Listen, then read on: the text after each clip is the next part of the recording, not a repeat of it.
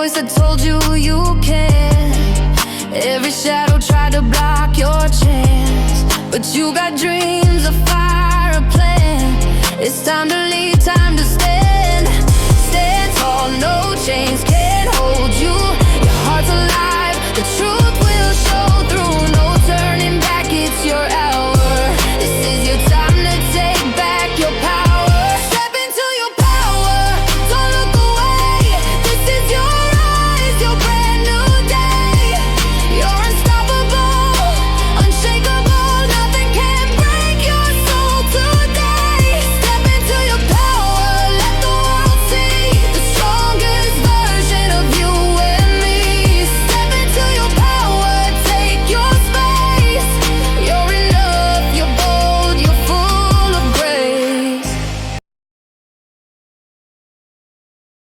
Good morning, everybody. Welcome to episode 4 already. I can't believe it. It's just the time is going by so fast, and the feedback has been so amazing. And I'm really loving this new show, that being able to do this and share so much with you all here. So thank you for being here, whether you're live or whether you're watching in replay. And today I'm beginning a series. It's going to be a 4-part series. And the title is Vulnerability, Our Underrated Superpower. And part 1, this is called The Courage to Remain Open. So last week, if you remember, we explored why it's so hard to change. And I briefly mentioned vulnerability as one of the things that keeps us safe in the familiar of our life. And so today, in the next 4 episodes, I'm going to go deeper into it, like I promised in the last show. I said, okay, next week's going to be about vulnerability. And so this is what we're going to go into today. And what I'd like to introduce is a whole different way of understanding vulnerability. We tend to believe that vulnerability means weakness, exposure, putting ourselves in harm's way, or that, like a typical thing in relationships, particularly though vulnerability is not applying just to relationship, but one thing that is a very common comment that you might relate to is, I'm not opening again, it hurt too much, right? And so there's this idea that vulnerability has to do with another person or a situation, but it's really about being vulnerable and open in ourselves. That's the shift I'd like to invite. The moment that we become vulnerable in our own self with ourself, we let ourselves engage life, that's when we come alive. So for me, vulnerability is the foundational condition to feel fully alive, right? And I'm giving myself the gift of vulnerability. I'm not giving it to somebody else. I am creating the space that I'm open to encounter life differently. Life itself is movement, change, uncertainty, discovery, relationship, creation, destruction. All of this is a part of life, and we're never going to escape it. It's not going to change. Duality is a part of life as well. So wouldn't it be better to just find a way to navigate that we can keep our heart and soul intact while encountering the harshness sometimes of the world alongside the beauty of it? So we can't completely control what happens when we open. And that's what vulnerability is really about. It's our willingness to remain open enough to meet life as it actually arrives, as it actually is, versus with the filters of our conclusions that we have from past experiences or things we've seen or heard somewhere, right? So vulnerability exists in so many levels of our life, and it's almost an invisible incognito force that we don't realize is there. So I'm going to share some of the ways that vulnerability is in our life every single day. We encounter it, and sometimes we just move with it because we got to move, and other times we have resistance with it. So vulnerability is anytime we're starting something new, when we're going to be a beginner again, when we're making art and we're letting our creations be seen, or me being here on the podcast. This is the living example of vulnerability, putting oneself out in the world, right? Following a calling, even if the world is telling you no, right? Even if everybody in your family says, no, that doesn't make sense, but you have that calling, you're going to be vulnerable to let yourself explore it. Stepping into leadership, changing your mind, allowing yourself to have new thoughts, admitting you don't know, asking for help, saying I was wrong, apologizing, and also being open to receive a sincere apology and have your own inner dynamic change and open again, because of the sincerity. Those are all moments of vulnerability. Setting a boundary as well, saying no, having the difficult conversation, loving someone, loving ourselves even, giving ourselves permission to be, right? To, even if it's against the grain, where, some of us might be an underdog. I know I was all my life. I was always a different thinker. I was always on a different path. And, life surely came my way and tried to steer me off it. But my heart and my soul just knew there's more. And so I stayed true. I entered the vulnerability of that. And I think that's a big part of what helped me get through, is I remained open for other possibilities. Even when I was broken, even when I was crushed, that's where I always went.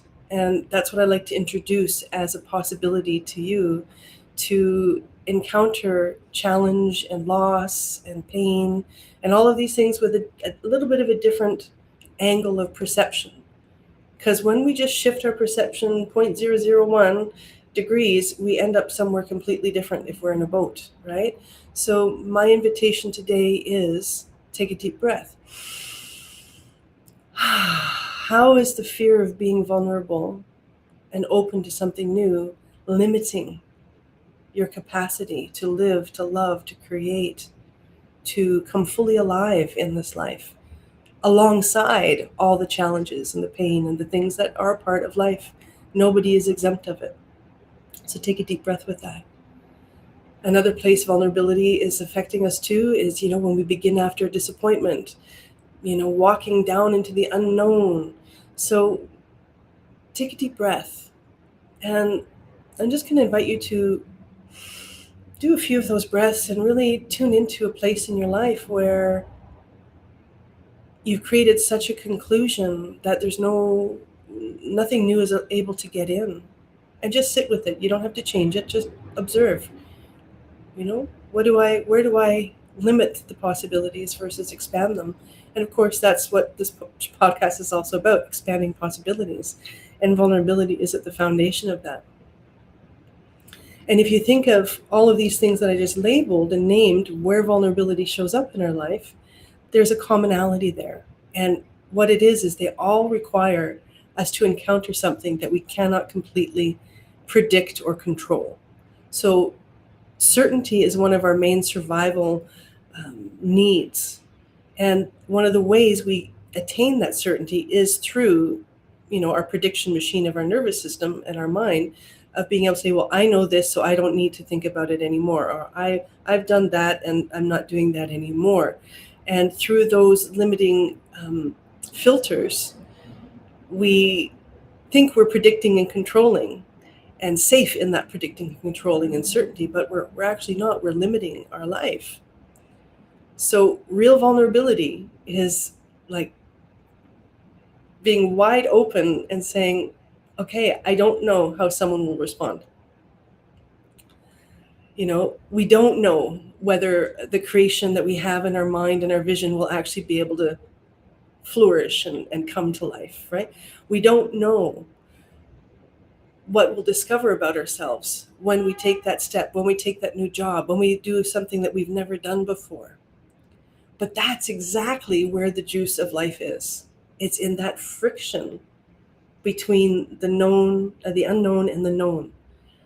Between, predicting and controlling and then letting go into life. Not recklessly, but being open to the possibility of something more than what we currently see or understand. So if I require total certainty before I participate, I can only keep choosing from what I already know. And so that's just going to keep me in the self-prophecy loop of reconfirming my experience and my observations again and again and again, right? So when I'm in that loop, then there's no new information, there's no discovery, there's no possibility, and there's no real change. And the thing is the majority of us, we want change, but we don't see how we're kind of getting in the way of that change by staying locked down in our perceptions and filters that were created from the past. Because as long as we're viewing through those filters, we're not really fully here in the moment. And if I'm not here fully in the moment, then I can't meet what is for what it is. and I can't meet myself for what's really inside of me. And if I can't do that, then it's like my own virtual reality. I'm just reliving my own story again and again and again. And I've been there. So I'm sharing everything that I share here because these are things that I witnessed and I encountered in myself and that I grew and I moved through. And I just want to share that it's possible to grow beyond the locked circuits. I call it closed circuit stories and closed circuit thinking, right? And there's an important distinction here. Vulnerability does not mean exposure, right? That's not what I'm talking about here. It isn't telling everybody everything. It's not just, here I am in the world. It isn't trusting everybody. It isn't abandoning boundaries. It isn't staying somewhere where it's harmful or where you're not happy. And it isn't reckless. That's not vulnerability. Sometimes vulnerability means opening, and sometimes it means saying no. Sometimes it means staying, and sometimes leaving. Sometimes speaking, sometimes listening. Sometimes admitting I simply don't know. And in that sense, vulnerability, in my interpretation, in my understanding, it's the openness with relationship to life with my whole self intact. So I am present through the whole thing. I'm not abandoning myself and my vulnerability. I am allowing myself to be open to something new that I don't yet know, that I don't yet see, and open to let new information come in and change me, to bring me closer to a direction of the wholeness and the happiness and the fulfillment that I'm actually longing for, right? So it's an openness to the truth of life while remaining in relationship with ourselves. That's how I understand vulnerability. So take a deep breath and just let that land. I'm going to repeat that again. It is the openness of truth and life while remaining in relationship with ourselves. And again, if you remember, the whole arc since the beginning of this series is relationship to self, relationship to life. In episode 1, I'm sharing how relationship is absolutely everything. And it's the disconnect from relationship with self, with others, with life, with the different aspects of life within us that creates the most friction and for the possibility of growth. But if we don't grow, then it creates the suffering.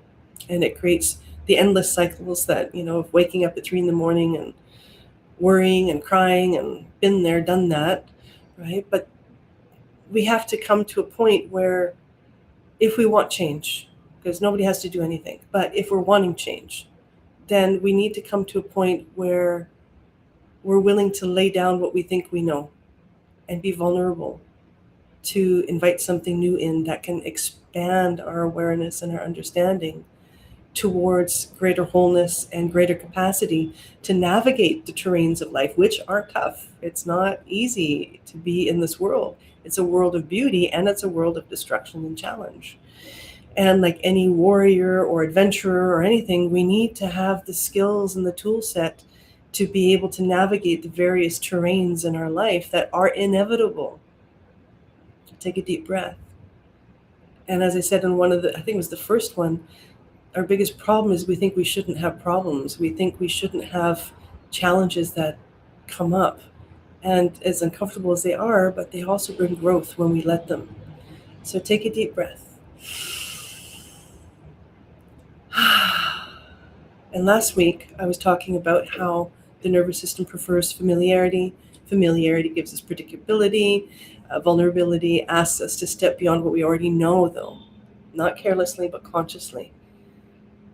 And that there's more to life than anything that we've ever experienced. It was last week I said, nobody on planet Earth knows everything there is to know. And that is a beautiful thing because then we're open. Then we know that I don't know everything there is to know. And if I know that my nervous system is a prediction machine, that I know that I'm quite often repeating the same 60,000 thoughts a day, every day. And if I'm doing that, then I'm hardwiring my nervous system. And my reticular activating system, that's the part of us that can identify the things we focus on more, then we're just strengthening that. And then we're just reaffirming our beliefs to ourselves again and again and again. And we wonder why we're unhappy. And we're wondering why, life seems so unfair. And yeah, there's challenges, but a big part of our predicament is that we're caught in these loops of thought and story they're just not serving our growth and our evolution. They're not serving the aliveness that we're here to live on earth. So take a deep breath.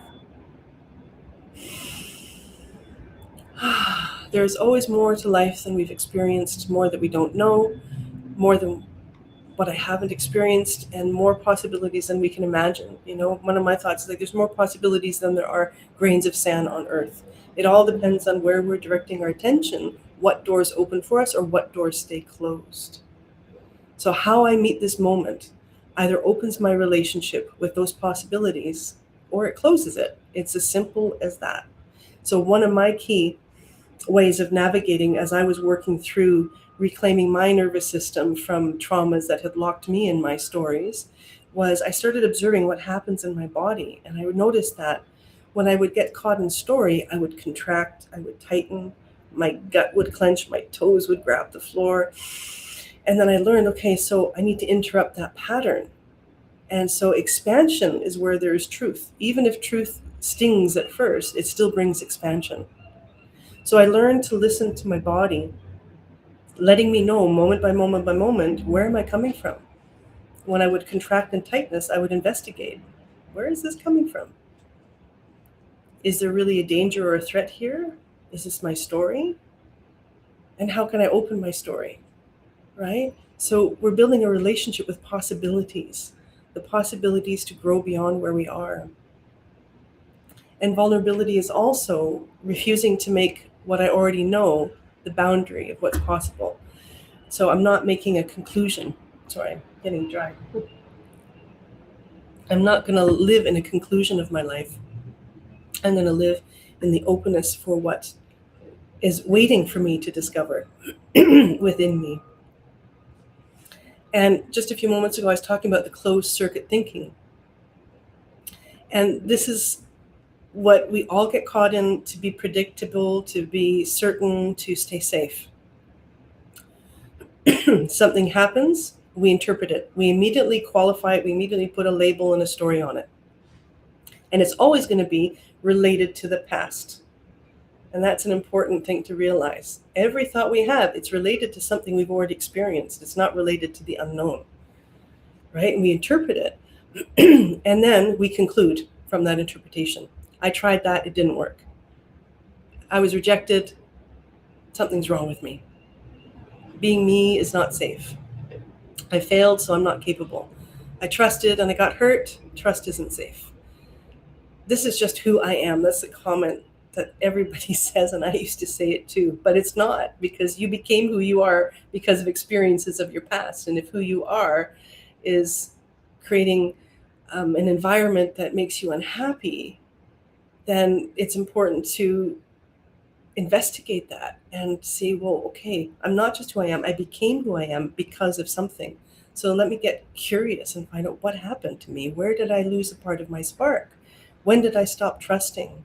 When did I stop feeling fully alive? When did I stop singing, dancing, enjoying, celebrating life? Because we all did at one point. And like I said in another show, life happens and then we tend to close. But then we have these moments where our joy does arise, right? With dancing to our favorite song, being with our loved ones, things like that. That part of us is still alive in us, but it's just layered with all of these stories. And it doesn't diminish the impact of those stories, but to live a life fully alive, we can't live from story. We need to live in the moment. We need to have the vulnerability and willingness to feel the aliveness of the moment, not the certainty of our conclusions. Because as long as I'm living in the certainty of my conclusions, I'm not really living anymore. It's like a plant being tied off, and it doesn't receive all the nutrients from the earth anymore. It's still getting a little bit, but it's not getting the full flow, right? So take a deep breath with that. And see if any of those relate to you. Have you said those any time in your life? And you most likely have, because most of us have. And I'm going to invite you to suspend those beliefs just for a moment. Take a deep breath. Because our conclusion becomes our filter. And again, if we're looking through the filter of our conclusions, we're not seeing life. We're not seeing what truly is. We're not even seeing the person in front of us for who they truly are. We're seeing all the stories in between, like, here's my hand, these are my stories, and I'm only able to see these little parts really of the person. Otherwise, I'm just looking at my hand, I'm looking at my story. And that's not how we can, function and build a healthy life within our own self or with the world around us. So it's important to understand that once we've concluded that what something means, we stop observing what else may be true. And see where you can see that. Because you've concluded something, you don't ask any more questions about it. You just like, that's just that. And observation is also a frequency of aliveness, where we are present to, all that, the matrix energy, to tap in and tune in to what is actually present here in this moment. Because when we're in those conclusions, we're not present in the moment, and our vulnerability, when we let it come back online, it does something remarkable. It reopens the circuit. So then we're no longer looping. It creates a new pathway. And it's not about being naive. It's about curiosity. We do it curiously. And for me, one day when I was talking about this with someone, this beautiful metaphor came to me, and it's like vulnerability and curiosity. They're doing a swing dance together, right? That's the movement, right? They go hand in hand. It's the swing dance of our soul, is what I called it. When they're working together, there's aliveness, there's dynamism, right? And what's happening when there's when we're dancing with a partner is we're learning to listen to that invisible force that's creating the movement of togetherness. And I spent almost 11 years studying a form of dance, contact improv, with martial arts, Aikido, Tai Chi, and Feldenkrais, that was all about learning relationship through movement and dance to connect to that field where we meet. So it's no longer I and I, there's a meeting place.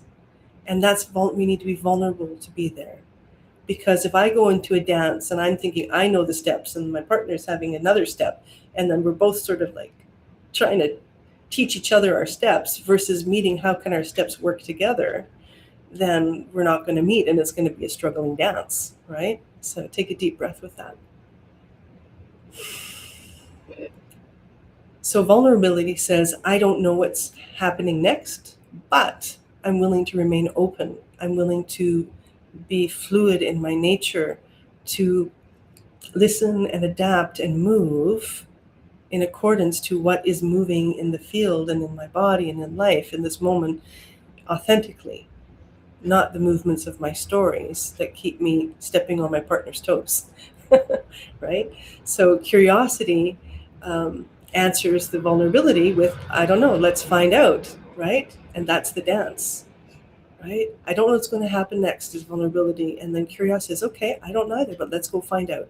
Let's meet the moment. It's one of my favorite statements that I use all the time is, let's meet the moment, right?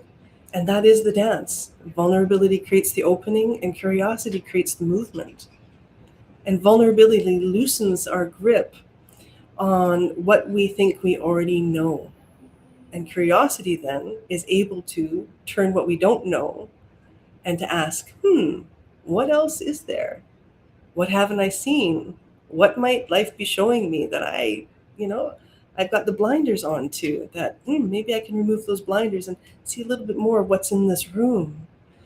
What else could be possible? What other interpretations exist? What other meanings exist that can actually bring me through this experience with greater ease and grace rather than keep me stuck in it? And just like in the swing dancing, neither is in complete control of the dance. There's listening, there's responding, there's movement, there's surprise, and there's a bit of risk, always. But there's that expression I heard years ago, the universe always rewards the risk takers. And I was talking to this with my husband the other day, and reflecting on that statement a little bit more, I was thinking, yeah, that makes sense, because when we're in a closed circuit, there's no new life. But the moment we take a risk to stretch outside of the known, it creates an activation in the universe, call it the universal field. It creates a ripple, and that ripple brings something new back. And that's the reward. Because we've taken a new action, because we've embraced a new thought, because we've decided I'm not going to stay stuck with the way that I think things are, even if there might be some layers of truth to it, and there usually are. But we tend to only, see 1-2%, and then there's a whole 99-98% still remaining to be seen. And what we want is to have the ability to see as much of the whole picture as we can, because that's how we can come into coherency too. Because when we're narrowed, again, we're in the survival brain, we're in the limbic brain, and life doesn't happen there. Only protection happens there. Only shutting down happens there. The nervous system is not designed to help us fulfill our wildest dreams. It's there to keep us safe. We need our frontal cortex, and we need the vulnerability and curiosity in life to fulfill those dreams. And that means learning to understand our nervous system and how we can help it to navigate in these new territories through somatic work, breath work, all the different plethora of things that exist to help regulate our nervous system, like the heart math, which is one of the methods I teach, or the lomi lomi. There's so many beautiful ways that we can get support and then also learn ways to support ourselves to come back into movement and life, so that we can remain responsive to what's actually happening, rather than rigidly insisting that I know this next step, but we don't. I don't know what's going to happen. I can be in the exact same room with the exact same people, but at a different moment, there's going to be something different. There's different energies, right? And one of my favorite quotes from Gurdjieff, he was a mystic from Russia, I believe it was Russia. And I read this in my early 20s and it never left me. It said, he wrote, never assume that the person in front of you is the same person they were a year ago, a month ago, a week ago, a day ago, 5 minutes ago. And also never assume that of yourself. And when I read those words, I'm like, wow, that just that expanded me out of some closed circuits, right? Where I was limiting my own self. So take that in. Life is movement. The river is never the same 1 second to the next. A blade of grass is never the same 1 second to the next. Its basic structure is, but the movements within it are different and changing all the time. And so what Gurdjieff is basically talking about is vulnerability and being open to life, right? So vulnerability, also to understand a little bit, another layer is, without curiosity, vulnerability can leave us standing open and afraid, right? And then without curiosity, vulnerability can remain intellectual. We can see interesting ideas, but they will never really touch us or change us. So that's why the swing dance of the soul, vulnerability and curiosity, they go hand in hand. Together, they create movement. On their own, nothing moves. Or maybe fear might move more, right? Rather than creation. So vulnerability and curiosity actually allows life to reach us, to touch us, to move us, to change us, to direct us towards the fullness of the expression of who we are, beyond the things that have happened to us. And none of this is to negate trauma or bypass. But there comes a point where I know my story, I understand the dynamics, and I need to say, okay, now how do I evolve it into something that serves me? So I'm bringing the experience with me, but I'm alchemizing it. I'm transforming it into something useful and effective for my life, versus staying stuck in the nervous system lockdown of the pain and the trauma and the fear that situation impacted me with. Life is movement. We need to honor every movement. We need to honor the pain, but we're not supposed to pitch our tent and live there. Take a deep breath, because it's not a happy place to live. And if you look in nature, there's nothing in nature that does that. Everything, nature immediately starts to grow after a moment of destruction. There's no waiting. Take a deep breath. Vulnerability opens the door to the unknown. Curiosity takes its hand and just says, okay, let's play, let's dance. And that's the playfulness of life. I read a really beautiful quote this week, and it said, don't just heal to heal your trauma to that level, to just be healed, like to heal the story. Heal so that you come back into playing with life again. I'm paraphrasing it. And I went, that is so beautiful, right? So we're wanting to, what is the goal of healing? We want to be back in our playful nature. We want to create. We want to have joy. We want to love. And all of that requires vulnerability. So that's why I say vulnerability is our superpower that we don't realize, because it's gotten such a bad rap of like, it's scary, it's terrifying. I don't want to trust, I don't want to do that. And we're just protection, but that's not where life is. We need to be, not going crazy with risk taking in the sense of recklessly, but to develop a healthy discernment and understanding that there are moments where life is inviting us to be vulnerable and curious, because there's something great on the other side of it, waiting for us to know ourselves and to learn. So vulnerability says, I don't know what happens next, but I'm willing to be open. So take a deep breath.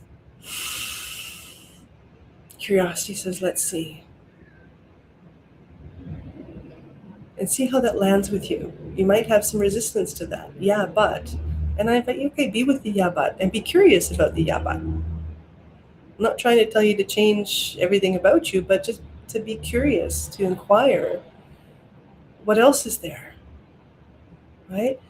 So vulnerability helps us loosen our grip on certainty. It allows us to be comfortable in not knowing, and a willing and eager student to learn and know. It lets new information enter. It makes room for surprise. And curiosity creates the movement. It asks, what else is there? What haven't I seen? What else could this teach me? What else might be possible here? Let's meet the moment. Let's see. So think about the swing dance. Where can you come into dance with life again through curiosity and vulnerability? And I wanted to share a story. For me, one of my vulnerable experiences of learning to understand vulnerability differently is when I was learning the traditional Hawaiian healing with my Kahuna elder in Hawaiʻi. And I'd already been practicing massage and healing for, I guess it had already been like 15 years. And I always felt haunted that every time I entered the studio, I would feel a certain kind of uncertainty. Like, I don't know anything. What am I doing? Who do I think I am? Even though I've had nothing but amazing results, amazing feedback, and the proof in the pudding is there that the work I do is effective and it really helps people. But I still had this uneasiness at the beginning of every single session. I'd go in feeling like I don't know anything. So one day in circle, talking with my elder, and we're 9 students, I chose to be vulnerable to ask that question too, which was also vulnerability. And I put up my hand and said, I got this thing, I feel like I don't know anything whenever I enter a session. Like I don't have confidence or something. And I was expecting to be mentored on confidence and self-esteem and all of this stuff. And I felt like there was something wrong with me that I had that. And then he was silent for a moment and he said, perfect. And I'm like, perfect? What do you mean perfect? He says, because that's the state of aliveness. That's the state of being present to meet your client as they are, not with an agenda, not with a predetermined idea or story of what you're going to do or what they've got or whatever. You're meeting them in the raw moment of what is real and true in that moment. He says, and that is the space we need to be in to be able to do the healing work, to be able to create the space for life to work through us. And I was like, whoa, that floored me, because I did not expect that. I expected, again, to be mentored on, well, you need to be more confident. You've got so many years, you should, which is a Western mindset, right? And he's like, no, this is perfect. And then, so since then, I still go in with that not knowing. But now I'm aware that not knowing is beautiful, because it's creating the space for me to meet each client that comes uniquely. And I often just sit down with them. I say, hey, I have no idea what we're going to do. I have no idea where this conversation is going to go when I'm doing the coaching, but I do know I have a lot of resources and insights that will just naturally be activated through the course of our conversation and work together. And then magic happens, right? So vulnerability serves me in that way, and it served me in so many other ways. So take a deep breath with that. And what does that activate in you as a reflection of where you might be having self-doubt somewhere, even about your own gifts or your capacity. And maybe it's not about a lack of confidence at all. Maybe it's just, the state you need to be in order to really show up fully for whatever it is you're doing, to show up fully for your dreams, to show up fully for the work you're doing, to show up fully for your partner, to show up fully for your child, so that life can guide you and teach you, your soul can guide and teach you moment by moment by moment. Because we don't have to know every step in order to remain in the dance of life. We just need to know ourselves better, right? And then when we know ourselves better, we start to learn the next steps of the dance even better, and we become a master at the dance. And that's basically, just thinking of it now, that's basically what my passion is to help people master the dance of their life. That's just coming to me right now. It's like, I really love that, and when I used to do the contact improv, right, improvisation, and I had this insight one day after doing the martial dance for like 3 hours or something like that, and I was all glowing red like a tomato because it was the most amazing dancing I'd ever experienced. And then I was sitting on the subway and like, wow, life is an improvisation. Not just going into the studio and doing the improvising dance. Life itself is an improvisation where we're constantly meeting the new moments and choosing new thoughts and choosing where am I going to go with this, and each thought leads down a path. And then it's like, okay, well, if I'm in the driving seat of my thinking, that means I can influence a new path. And I can choose. And if I'm finding the dance that I'm dancing in my life right now is not flowing, and it's not making me feel ecstatic and happy and joyful, and again, there's going to be problems and pain. That's a part of life. But doesn't mean we can't still have ecstasy, joy, passion, love in our everyday moments. If we live like life is an improv, that's what makes that probable and possible. So take a deep breath with that.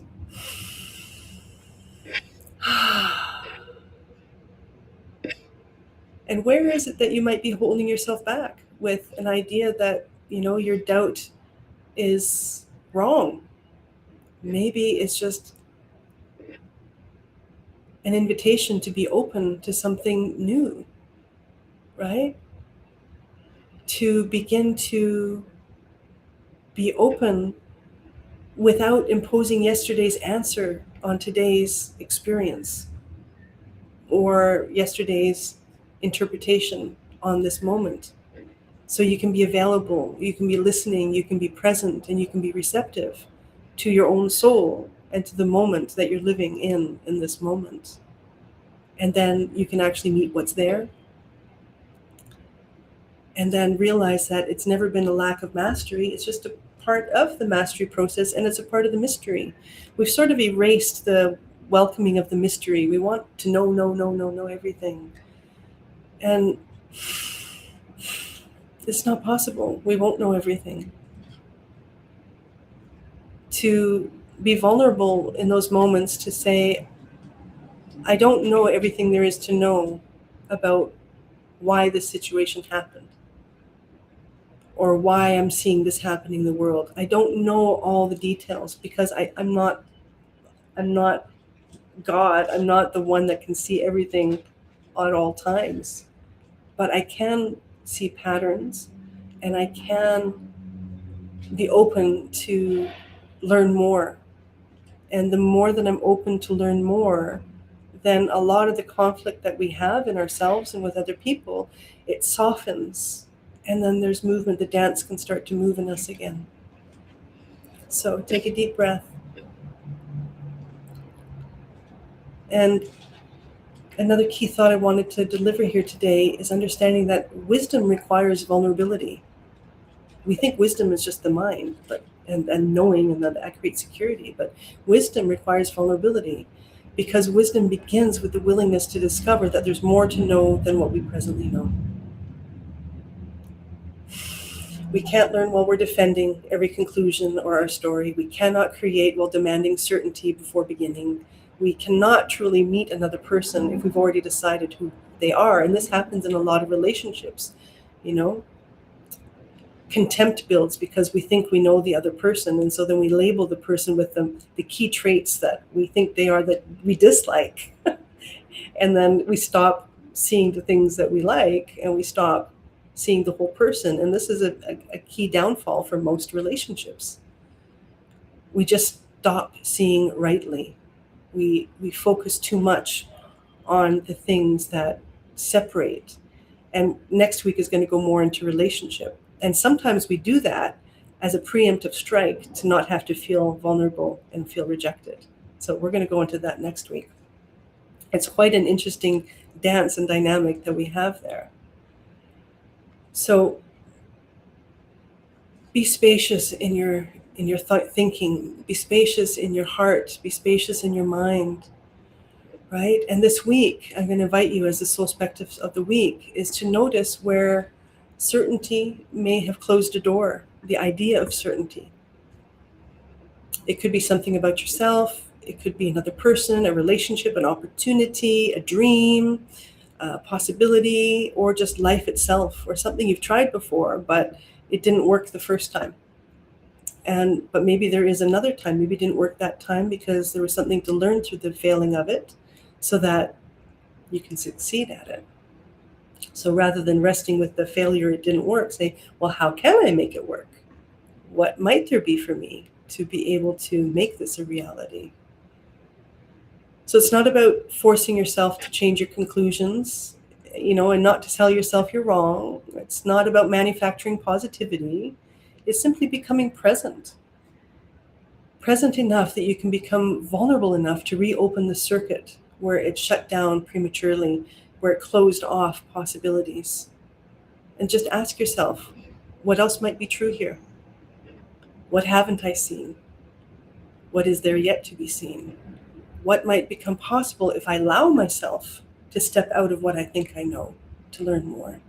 And then just let's see. Let's just be observers and participants, full participants in the aliveness of life. Meet the moments and let your life answer. So take a deep breath with that. That's my invitation to reflect on that this week. And I thank you again. We're coming to a close for this one. And I'm so grateful for you spending your time with me.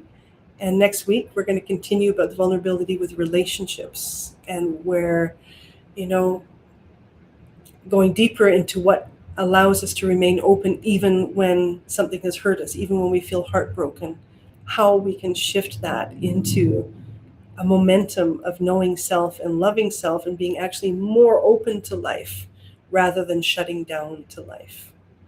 And why self-trust changes our entire relationship to vulnerability. Okay, so thank you so much.